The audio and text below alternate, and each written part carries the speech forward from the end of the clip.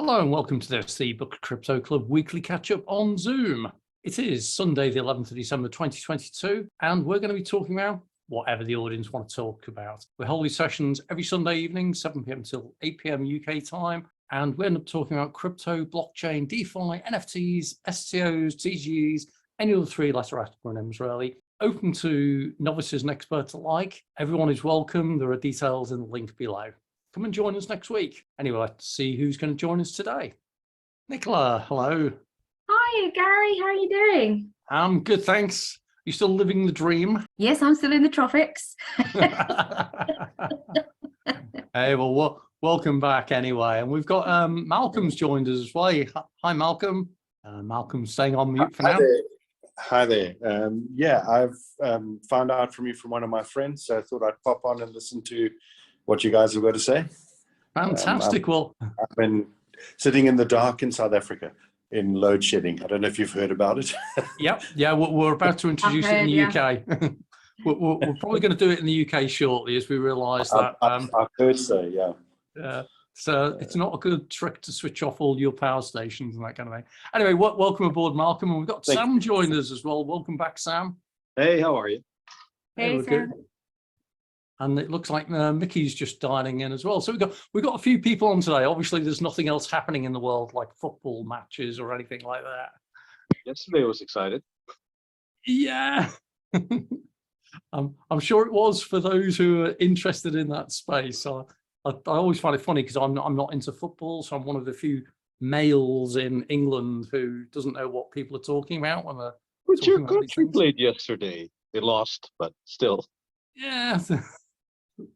It's not my kind of scene. That's why I'm originally from Liverpool, and of all the places in the UK to not be into football, don't say it. Just don't say it. That's it. So that's why I don't live there anymore. They threw me out. So I know. So stick with crypto and that. So how's it going with you folks? Nicola, you up to anything new at the moment? I'm actually in the process of putting together a plan to share my crypto project. Okay. So it's actually probably one of the things to talk to you about, Gary, really, is how to share something. You know, the project's called the Debt Box. Debt, as in debt, DEBT? DEBT, but it's an acronym. Yeah. DEBT is an acronym. It stands for Decentralized Eco-Friendly Blockchain Technology. Ooh. Yeah. I like the sound of that. Okay. Yeah. So my company is the marketing arm for it. And they've now been promoting it for some time, for the last, Debtbox has been around for a while. We've been their marketing arm probably for about 9 months. And I've been learning about crypto, trying to understand it. And so now I've sort of got the opportunity to share it, okay, you know, to my network, but everybody does it, but I want to do it correctly. Okay. You know, so that I'm not breaking rules and, you know, and nothing's, you know, that kind of stuff. Yeah. So do you want to share some more about what it's about here? Yeah, I'll share a bit, and then because I'm just sort of putting together the plan. And so the Debt Box is an acronym. It stands for Decentralized Eco-Friendly Blockchain Technology, and they're actually a company that they have a proprietary scanning technology that scans for natural resources.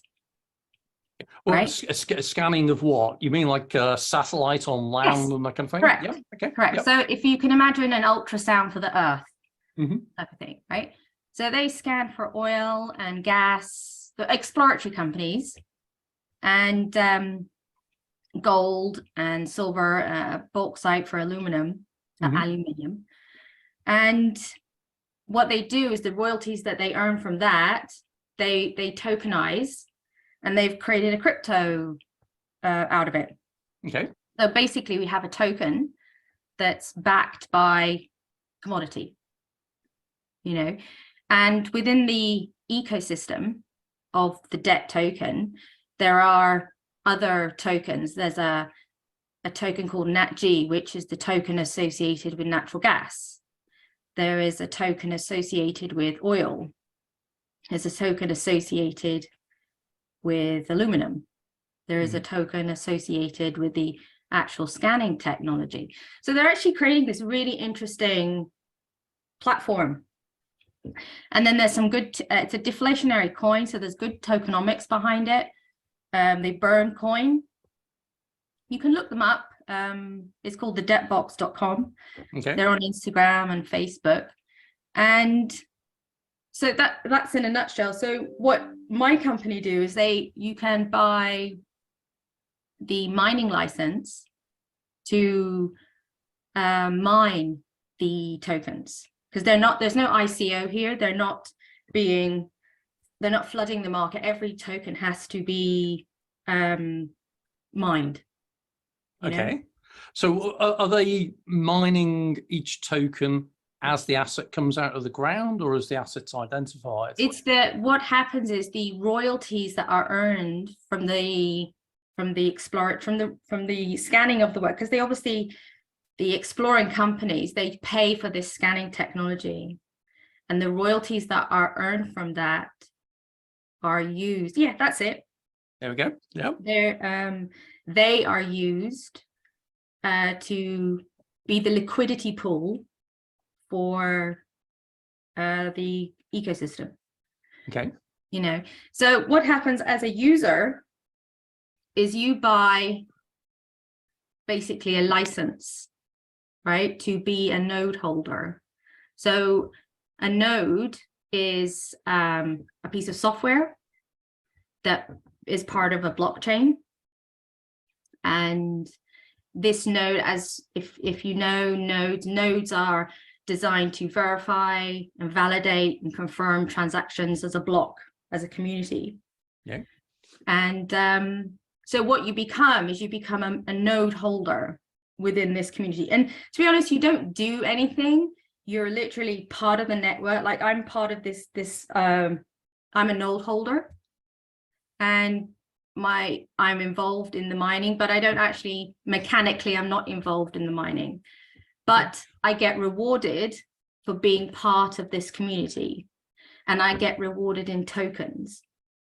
So I understand the concept of you're mining a crypto token and you're distributing out there. But how does that connect with the underlying physical assets? Because the liquidity that they get from the royalties from the ground, they are used to be part of the token projects. Okay. And the values of those tokens are, naturally, any commodity has a value, and so they are paired with that value. So I guess the obvious one, looking at the list of natural assets that appear there, the one obvious one that everyone's getting into at the moment is carbon credits things, which aren't it's not. Is it on there? No, that's not the projects we have at the moment are the BLGD, which stands for black gold oil. GROW is related to agriculture. Okay. NatG is natural gas. DLG is gold. XPLR is the actual scanning technology that's used at the back end of all of this. Okay. Aluminium token is the bauxite that's used to make the aluminium. And then blocks and Rev and DLC, I don't know yet because I haven't, they're coming soon, so I don't know. Okay. Right. But that's the project in a nutshell. Okay. And obviously, this is 5 minutes, and I would like to share it. I think it's in terms of, these projects, you go into projects like this with the goal of generating token, accumulating token. This is not a short-term project. This is a long-term project. And my goal of being part of this community is to just accumulate these tokens, because They are backed by by a physical product. Mhm. And then with time, the price of these tokens, because they're already on Pancake Swap, like I could buy and sell the currencies now if I wanted to. As a trader myself, I can do that. You know, I can go on to Pancake Swap. They're on the next stage is to get onto Binance. So that's quite an exciting thing. They're doing all as I've learned, to get onto Binance, there's a whole list of things you have to achieve. Yep. So Debtbox is working on that. And this week they went on gate.io. And then they're on LBank. There's about 6 or 7 exchanges that Debtbox are going to be on. Listening. Okay. You know, so that's very brief. There's actually so much. I think Sam would like to ask something. Yeah, Sure. sorry, Nicola. You asked for like the do's and don'ts about talking about crypto and projects. Okay, so I'll give you one for you to write down. Don't ever mention publicly or privately. Is like all the plans. Every crypto project wants to be listed, and naming that you are in a listing process or gonna list on a process is actually not done, and it's actually against policy of those things. So be very careful. So if you are listed, then it's okay to say like the name, like, oh, we're listed on Binance. Absolutely, you should do this. Okay. And being on Gate, perfect, right? Listed on it, great. On Pancake, great. As long as you're not listed on something, and there are some like rules and regulations, and for a couple of projects that were listed on Binance, it's not so easy anymore. It's like 5 years ago, but it is actually a no-go to mention that you are going to be listed or. Oh, okay. I didn't know that. So always basically the rule of thumb is like that listing is a strategy with the bigger exchanges, right? So in the gray, but not like specifically naming the names, because sometimes listings get denied.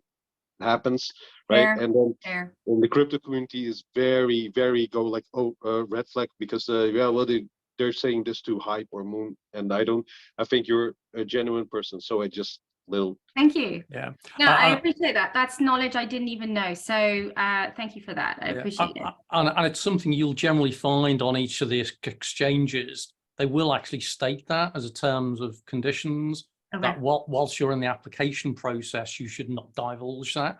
I've Right. seen the same with Binance and a few other exchanges, and particularly I've seen it with some companies who put it in their white papers, and the exchange have just said, no, you're just not doing that. We're not having it. Right. So Sergil, hi, so you've joined us, and you got your hand up as well. Yeah, I'm trying to be professional, you know. Well, corporate schooling does it to you. Quick question. I don't understand the notion of the nodes in this particular project. If you don't have to do any mining, like how does, like what's the purpose of why would you call it mining? You know, licenses, I understand that's how you make money, but like, why would you call it mining if you don't physically mine anything and don't do any kind of computation, from what I understand? How does it work? The actual process is cloud mining. And as I understand, this is the technical parts that I'm still learning. Okay, so bear with me. So as I understand it, the mining that takes place is all the tokens, they have to, all the nodes, they have to you have to confirm together, don't they? And this concept is called synthetic proof of work. Right? Okay, what are you smiling at, Gary? Alarm bells start going up when I start hearing synthetic mining. It's either mining or it isn't. It is mining, because the tokens cannot be created without the physical without this work taking place. So that every day I get rewarded for tokens for being part of this, being a node holder within this blockchain. It sounds more like a drip type of deal, where that token drip with like. Yeah, that's a great word. No, it's actually the token. It's not a word. It's just like there's this token drip where they tell you that you have to put XYZ amount of money, and then every day you accrue certain rewards. And it's, lots of people saying that it's sort of like a Ponzi scheme. So that's the only reason why, it doesn't quite make sense. And that's why I'm trying to Okay, understand. well, Genuinely trying to understand it. I can't answer that. Okay, fine, Because thank you. technically I don't know. This is why I came on, because I wanted to ask, how do you share a project when you're still trying to learn it yourself? With a lot of armor on. Yeah. With a lot of armor. But be willing to take flack.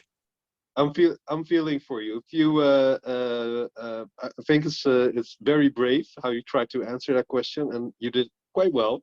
But this is actually there are a couple of things you can prepare for, and a lot of things you cannot prepare for. And in the crypto space, technical questions, right, and semi-technical questions, because I actually look into carbon negative blockchains myself, and I actually know about synthetic proof of work.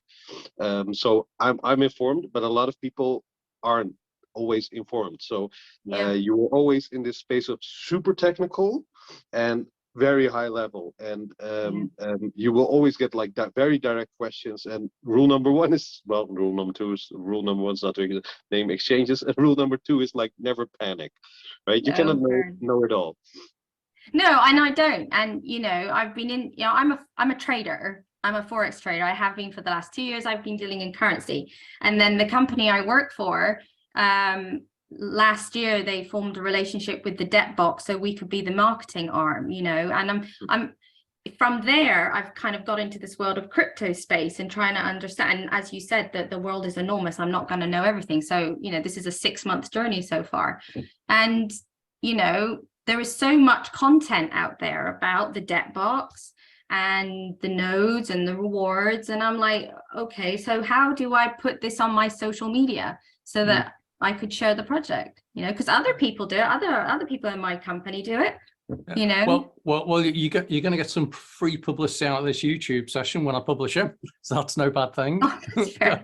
And because it comes out through my network, that's always useful. Sure. But it is interesting as well, as you're describing things, as you're a former city trader, you'll be very aware for a start that synthetic is not an actual asset. It's a derivative of an asset. So that's fine, not a problem with that. But in terms of a synthetic mining thing, from what I've seen, and maybe this project's working it differently, a synthetic mining capability is where you're not mining, you're just putting a token against something that's already been mined. So it's kind of like an NFT in a way where you're minting something that's already in circulation. So it's just, you've got it in a pool, you've already mined it, and you're releasing it.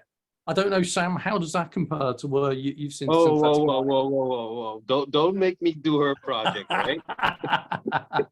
Well, it's like in defense of Nicola, it's like there's a very super technical layer, and it's all about perception, right? So if you are looking at it from, let me find the right words here for a moment. Or else this. See, that's the thing. I don't want to get too technical with this. No. If it's a project that people find interesting, go and do your due diligence. Go and discover that type of thing. That's It is the only reason I'm looking for words is because English is not my first language. So I'm like finding like the right. So okay, I have the word now. So for some people that are very purist about blockchain, right? Yeah. And if you use the word mining, they have this very this is something in the crypto space that everyone is biased, including me, right? So we all have a set of ideas, information, facts that we have in our mind, and like everything in technology, the word business logic is an excellent example of this. Everyone used it like for 20 years ago, and this is the same in blockchain. If you say mining, you can mean 50,000 things. And when it comes to synthetic mining, it is kind of like what Gary is explaining. And I don't know the project, I don't know anything about it technically, but it the mechanism is similar, but it is still technically it is mining. So because if I go too deep into it, because it's a consensus mechanism, and the way the consensus mechanism works, for this I should read the white paper. If I don't even know if this project has its own blockchain, if it has its own L1, maybe it has its L2. I think they probably need an L1 to conjure this, or they're going to use. What does L1 and L2 mean? I don't know what that means. Oh, okay, so you have different layers in blockchain, right? And L1 is, for example, Bitcoin, Ethereum, hundreds of those, but no, not hundreds, but a lot of those. Those are like the top in consensus, and then L2 is a layer 2, which basically uses another blockchain as its technology, but it has extensions. Gosh, okay, that's new knowledge for me. Okay, I'll research those so I understand it more. After this call, you can reach out to me, and it's like you can ask all the way. Okay, thank you, Sam. I appreciate that. because it's a lot of information, and I know 6 months is not a short time, but the crypto space, it is so wide. It is also so new. So coming back to this, so this there's a consensus mechanism, and what I have seen this with other projects. They also use not 9 of 10 times they use an L1 because they are like carbon negative. They are more flexible to do this, and there are, for example, blockchains that are able to say like they use blockchain assets to track other blockchain assets, for example, for their own dexes. And they have then, for example, they use it for liquidity pool tokens, and so on and so on. So it is technically, super technically, it is mining. But from a purist, I can understand like, oh well, this is not exactly mining because you have to do this and you have to do this. So and that. So I can probably quickly offer a couple of things, having quickly skimmed through the white paper or the light paper as you were talking there. So for anyone else who's watching, you asked a really good question, Nicola, about what's level 1, what's level 2, and so on. So the first thing is that a level 1 blockchain is what's known as a native blockchain, or sorry, a native blockchain crypto, really. So exactly as Sam said, Bitcoin layer. Yeah, you're right. So something like Bitcoin or Ethereum, which are native to that level, that's the thing.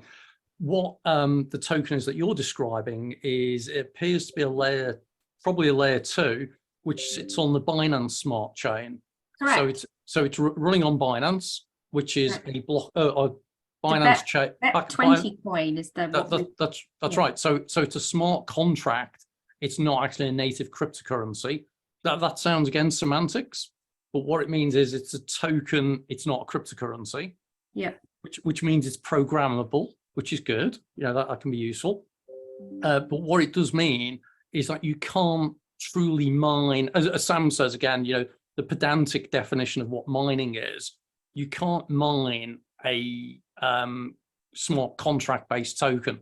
You can limit it, you can control it, but it's not actually mining, which is probably why your marketing people are calling it synthetic mining, because it's probably replicating some of the processes around that. So let's park the technical stuff, because I think we're going down to a level where it'll probably confuse many people. Even I'm like, oh my God, I'm completely lacking confidence now. That's okay. I think this is good because Gary, that's the important information, because I probably missed that because I wasn't looking at the slides. Because hi Alina, I was looking at your faces and not like the slides. So I missed that part. So when you say like we are building on BNB chain, right? Then it's immediately there. It's a different kind of concept. Yeah. So probably, Nicola, let's go back to your actual question, which was about how do you market this kind of thing.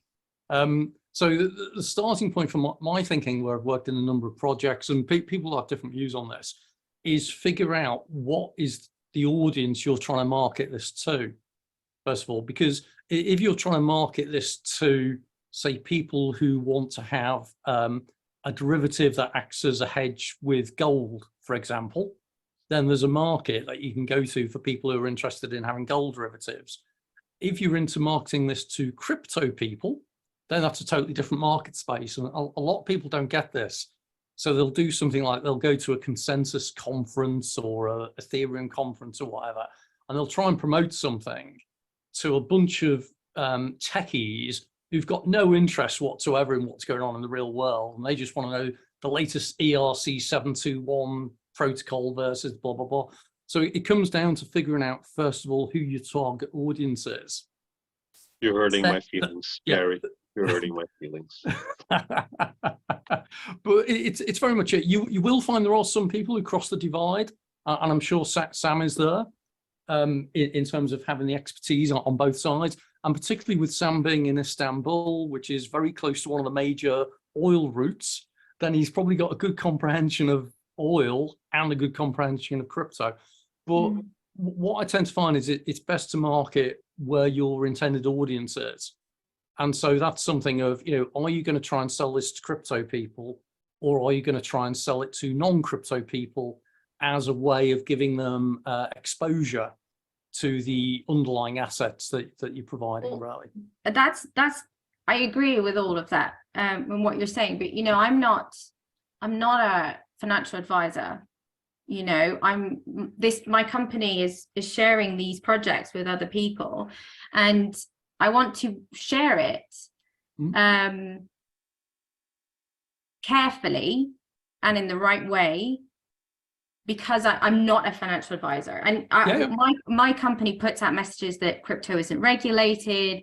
You don't spend money you can't afford to lose, and we practice and we preach all these messages all the time.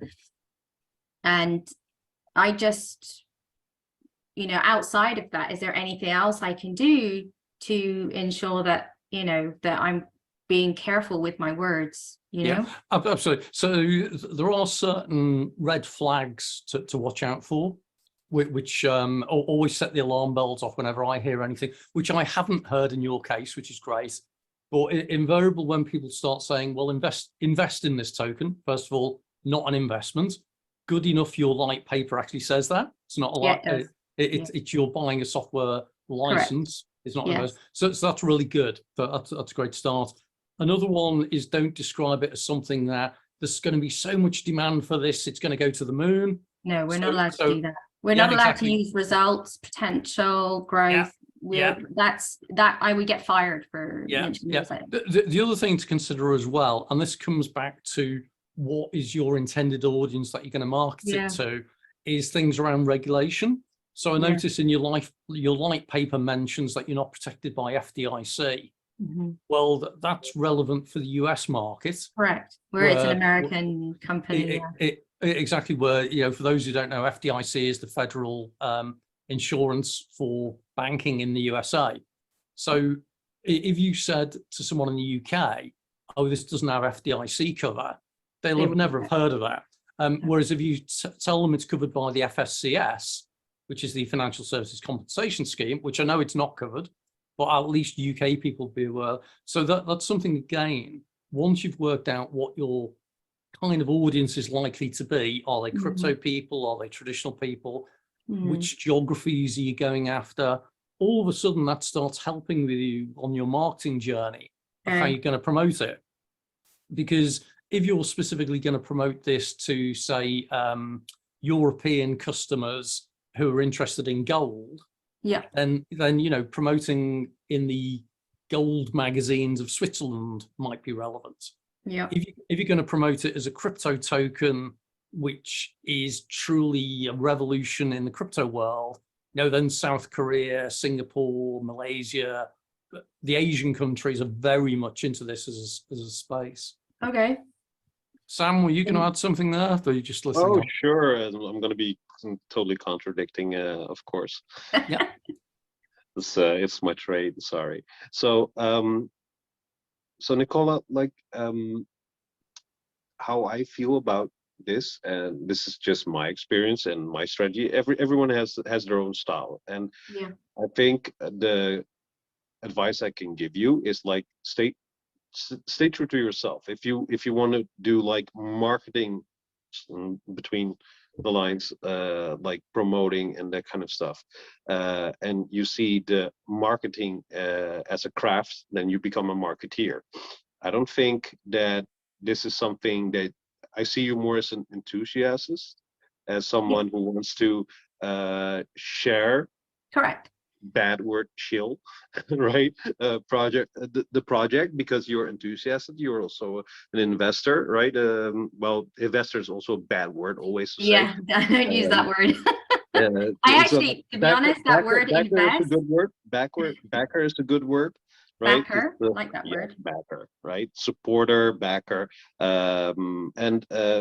because you're saying like what you said before is like you want to avoid getting in trouble for things, right? And by saying like I'm not giving financial advice. I'm not giving financial advice, right? It's when you have to put a disclaimer behind every sentence you say, right? It feels very constricting to tell about a project that you care about, because I see that you care about the project, right? I do. So in the early days of crypto, some people actually use the term evangelist.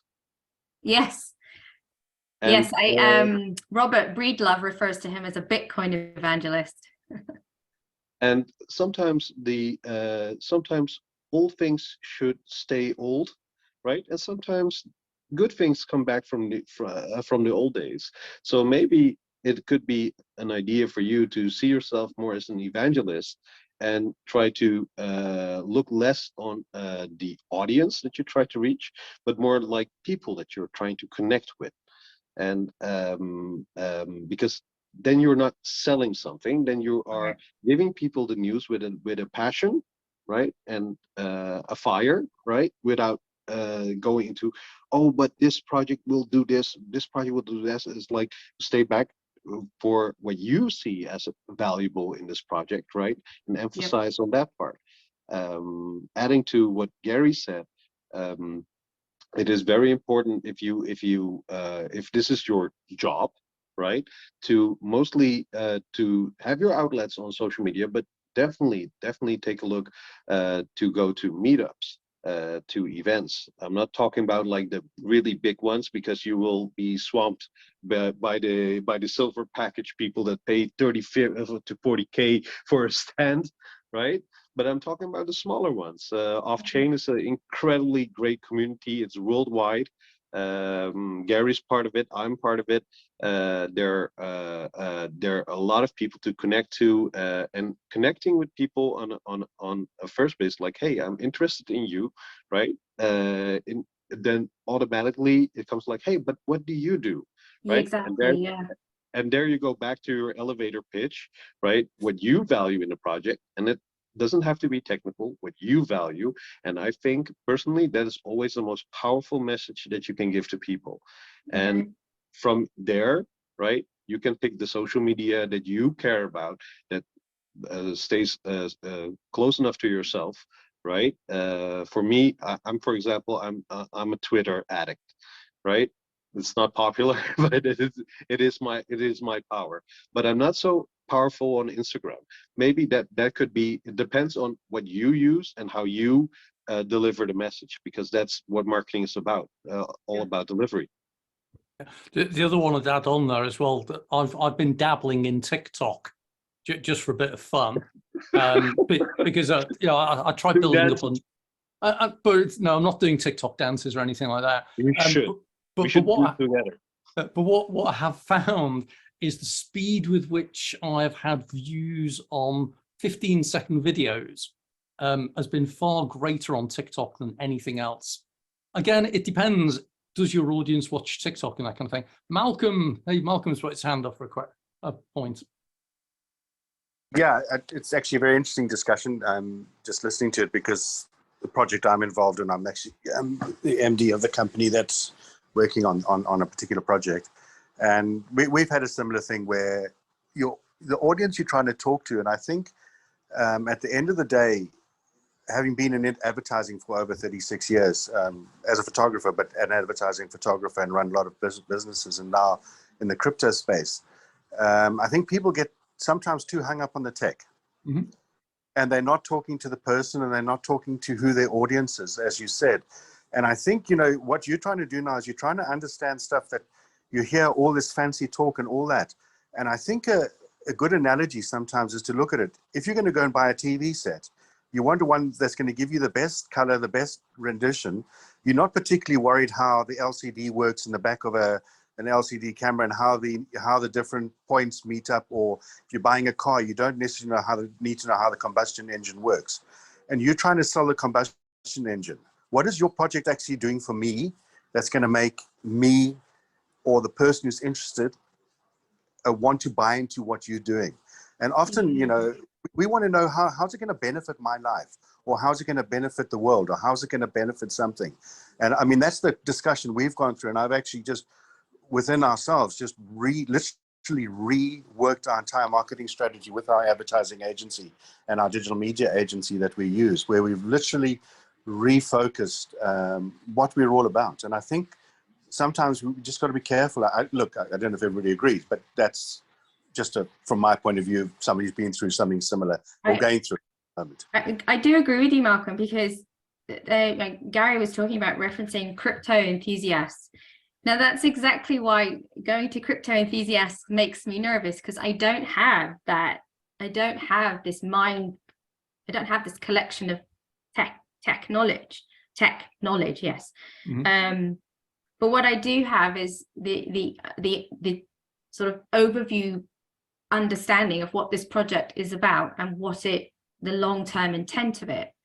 And that's the bit I want to share. And then if people are technically interested, then they can go and look in the detail while they're doing their own due diligence, decide if this project is of interest to them, And I How think would it that's make a difference in my life? That's what I'd like to Sorry? know. How would it make a difference in my life if I got into that, into your project? Where's it going to make a difference in my life? Oh, you're asking me? Yeah. Oh, okay. So I don't know what you actually do. So the Debt Box is a company that has exploratory scanning technology, and they look for natural resources. And one of the benefits of that is that it's a bit more eco-friendly, talking about how that would impact me. If being eco-friendly is something important to you, then this technology means that you don't have to mine strip a land to find the resources, because the scanning technology takes you directly to the resource. So that's just one tiny element. But the goal of tokens in this project is the accumulation of tokens, because we're in such a bear market right now. The price of these tokens are quite low. But in the long term, you're shaking your head, Gary. No, that's like saying that the price of limes is really low at the moment compared to the price of gold bars. The problem with tokens is that there's no true derivable value of what they're actually worth. And when you say something like something is at a low price at the moment, that's kind of insinuating that there's a calculatable value behind it, which I don't think there is with that. I would suggest that you're probably better off sticking with, as you were describing, things like the life sciences and the benefits it brings. I get that. I've done some work with over in Oxford. Oxford's kind of like the space analytics capital of the UK. And they do a lot of stuff around low Earth satellites, scanning. They do a lot of the companies that one of the most interesting resources they look at is actually water supply. Yeah. So they do stuff like low Earth scanning, looking for where water is, and then they send drones out to do closer surveillance and layouts and this kind of thing. So I kind of get the whole concept of improving how you find out where natural resources are. And having worked in the oil industry, and we had our own copper mines and aluminium or bauxite mines out in South America, I kind of get that if you can identify things more easily, there's a real value there. Yeah. The challenge then with your story moves on from, as Malcolm says, it's not just what's the value of doing that as a capability, but what's the point of adding a token on top of it? What value does the token bring in terms of, compared to this company in Oxford who do the satellite scanning, do the analytics and that, what's the so what factor of having it blockchain enabled with a token? That's maybe something to think about. Yeah, I think you're right. It's like how do they meet in the middle? Because I can see the scanning stuff, but I can see the token as well. So what's the connecting piece that makes, like Malcolm was saying, makes me want to go, yeah, all right, then I'll get involved in that project, So as a quick example, I did some work around cancer research a while ago. And the technology we were deploying on that was phenomenal.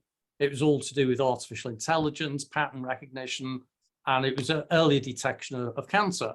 So you go, the so what factor, the what difference does that make in my life? That was kind of like mind blowing in terms of what it could potentially do, because it could detect cancer sooner.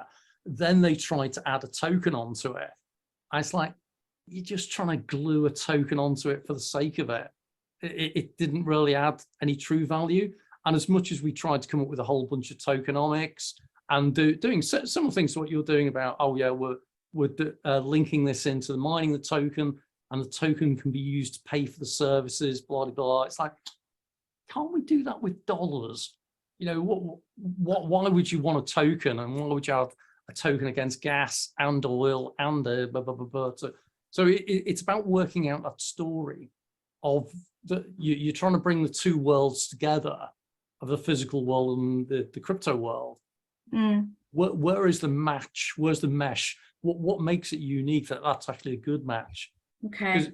Because out of every 20 projects I work on, 19 of them, blockchain and crypto is not the right answer. But if you can find that 1 in 20, so it's typically about 5% of the projects I get involved in is suitable for this kind of thing. So just something maybe to think more. Malcolm, go for it. Yeah, sorry, just didn't mean to butt in, sorry. No. I absolutely believe in what you're saying there. So our project is a crypto project without a token. Because for a lot of times, and I've actually been involved in quite a few projects where we have tokens and been involved in launching tokens and all that. And the question is we asked ourselves, and with a lot of companies, is what you just said, is let's launch a token. Okay, we've launched a token, now what's the utility going to be? What's the purpose behind the token? Rather than turning around and saying, what are we trying to do? What is the business behind what we're trying to do? And does it need a token? And can we use blockchain technology to actually enhance what we're doing without, and is there a token necessary? So we don't have a token at all. We're NFT based, but we're not picture NFT. We're utility NFT based. So it's somebody's got to ask you a lot of times, and I think people rush into getting tokens, because we did that in the past projects we've been involved in, and end up at the end of the day, it becomes detrimental sometimes to the overall business strategy that you're trying to do. Sam, you wanted to come back on something there. Just asking to Malcolm, you say like no token, you mean no public token? No, we have no no traditional. We only use NFTs. Okay, so our business is basically still digital assets, because else it would be confusing. Yeah, so an NFT is a token. I understand that. And digital assets. Okay, that was my question. Yeah, so that's so we work with that, and then we work with businesses that bring onto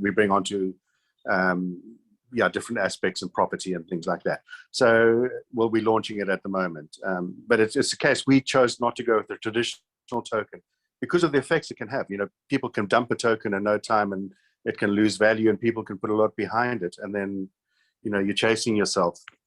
And NFT can dump also very fast. Yeah, it depends what type of A lot of celebrities are not liking NFTs anymore. Yeah, but you see, you're looking at a profile picture NFT.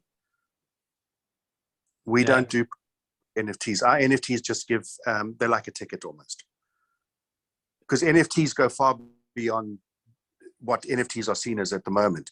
An NFT at the moment is basically a profile picture. It's something that you're putting out in the space to a large extent. That's what people are using NFT for. Heartbroken. But I'm saying I'm in I game say- 5. I'm in Huh? game 5. okay, game 5. Breaking my heart. Well, you would do there, but what I'm saying is it's anticipated. But we, the NFTs we use are purely NFTs that you would use to. They give, say if you're purchasing in a property, they would give you access to income from that property. Or if a company was wanting to raise funds, they would make their own NFT, and that NFT would be proof of either discount on purchasing the product they're making or something like that. So we don't. So the image on it or the value, it's actually the long term, the term of the token is actually against what's going to be giving you your benefit at the end of the day, not whether it rises up or down from that perspective. So I'm conscious we've been joined, Brian's joined us. So hello, Brian. But also I know that Elena, Mickey, Sergey, I don't know if you've got any additional questions or feel welcome. I think we've explored this project quite nicely. So if anyone's got any other questions or points that they want to raise, feel free to join in. If you put your hand up, that's an added bonus because that makes my life easier moderating it. But does anyone have any questions or comments or anything? Go on, Elena. Well, it is a really interesting session today. I've been doing my best to keep up with it. I hope I looked relaxed on the outside. I've got just a small question, and it's a generic question. When we speak about crypto projects and developing of crypto projects, what are the general or generic steps that have to be done?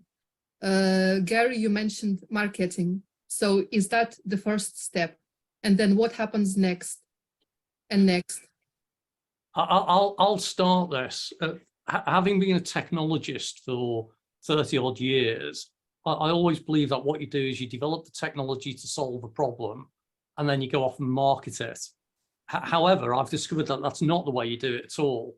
What you actually do is you go off and market something to find out if there's a market. And if there is, then you go and build something. So I did used to think that you identify a problem, you work out a solution, you build a solution, and then you go and market the fact you've solved this problem and everyone's life is easier. But what seems to actually happen is a mixture of people coming up with the, hey, this is a really cool idea, which is based on a white paper or vaporware or whatever, which is done to see just how much potential demand there is on something. And if there's enough demand, then you go and build something, that kind of thing. So marketing and building something is kind of interesting. Sam, I can see you smiling there, which means maybe I've hit on something there. I'm always smiling. I'm always smiling. I'm beautiful. Anyway, I totally agree. Actually, marketing is something that that comes later. The first keyword is always research, and I think that you, Gary, that you described it actually pretty awesome. Because the first thing that you have to understand is also like going back to what Malcolm said before. I found it one of the best advices for Nicola, right? Is the TV example, the personal connection, to find like, okay, what is it in? Stop looking at everything as like, okay, how great is this technology, right? But take a look at the you're dealing with people, and people are the ones to reach. So you have to look from a personal start with writing out like what makes this valuable for me as a person. Why should I be attracted to it? And then start looking for then do the research, do the homework, right? Instead of marketing is more about numbers, right? For example, if I do anything in I'm specialized in GameFi these days, right? Which usually is all about numbers. So like how fast is the market growing? What is the audience, and so on. Before that, it is all in gaming.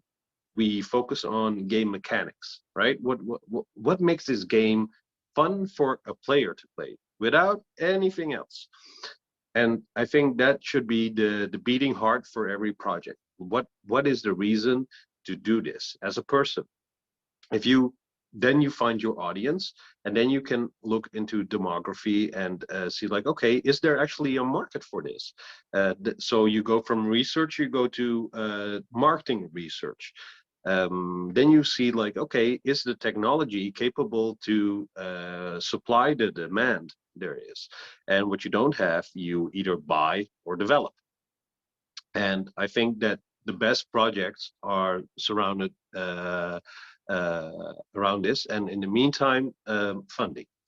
Also, often like the bad word, but everything in the blockchain project will cost money at some point, and it's best to start early to expand your network, find angels, early adopters, enthusiasts, evangelists, right? I think that should be where the starting point is. And if you have done the research, if you have done the homework on the marketing, that you understand like, okay, there's definitely demand for this. If you can somehow conjure the technology for it, and you find funding, right, then you have a viable project that could, well, I think viable says it all. Mm. And I think probably the thing that is a good starting point actually is the funding, because you're absolutely right that I found that this is actually no different to any other project. It's not crypto. It's any project. Yeah. But certainly the thing, most companies, they'll start with what's called as FFF for their funding, which is families, friends, and fools. No. Yeah, I don't really like doing that. No. Yeah, but still, if you're gonna go for your friends, families, the fools, you still have to do the homework. And this is what I mentioned to Nicola as well. You know, is the elevator pitch, right? If you cannot explain with a passion in 1 minute about your project, right? How are you gonna get someone to fund you, right? So I think that, and that part is not expensive. Everything else after is gonna cost. I'm going to bring Malcolm in a minute, but the one other thing that I find that crypto projects don't think enough about is legal advice about things like jurisdiction, incorporation, and taxation. Malcolm, over to you. Sorry, yeah, just a quick one. Very interesting what you said, because I think most of what you said I completely agree with. Just something that I did and that we did in our company. I don't know if you follow Simon Sinek at all. Yeah, big fan. Yeah, so he's got a brilliant way of going through it with his circular, and we did that. So you look at your needs analysis. Do we need this? Is there a need for whatever you're making? And then you say, how are you going to do that? So you break it down, and you're going to go on the blockchain. Is it needed on the blockchain? How are you going to do it? And then what are you actually going to do to put it out there? And we went through that, and I found that exceptionally good for our business. And we looked at needs. Needs were funding, so we offer funding to companies. Needs were bringing people into getting access to things they wouldn't normally be able to get access to. And so that's the main, and then giving back was the third thing. So those were the things that we realized were needs for our company. And then we looked at how we're going to do that and what we were going to do. So that's just a good, for us, worked very well. So I thought I'd just thank you guys. I think it's called did he call it the golden circle? That's correct, yeah. Yeah, I remember that now. Thanks for the reminder, Malcolm, actually.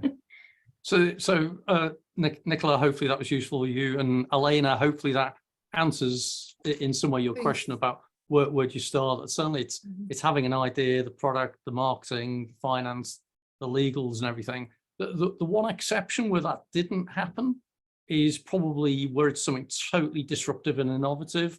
The likes of Apple products, or the one I used to use years ago before it became in fashion was SMS messaging.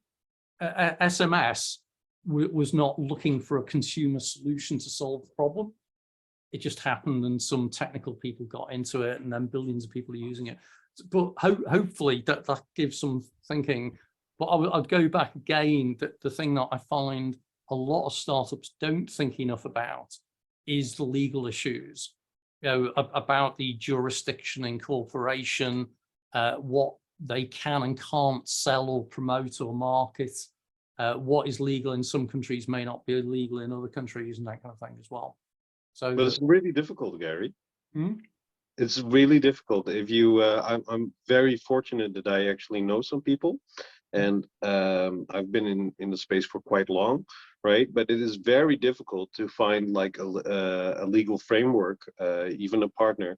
In Europe, it's very difficult to find like a good connection that can tell you, okay, this is where you should go, right? Stay in this little sandbox, and everything will be happy.